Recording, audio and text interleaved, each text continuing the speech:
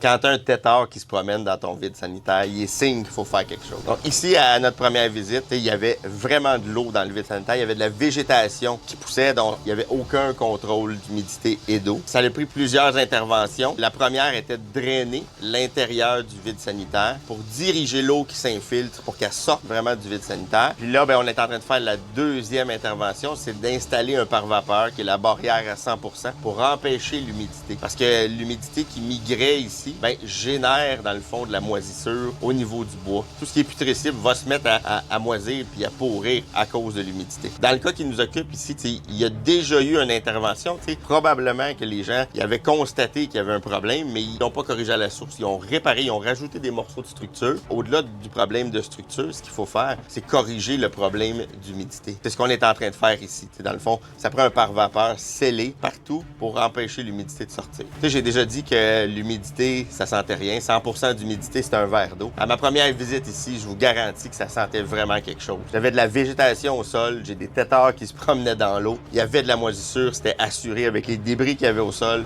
Tout est en train de pourrir. Il faut tout sortir ça pour arriver à gérer vraiment l'eau et l'humidité.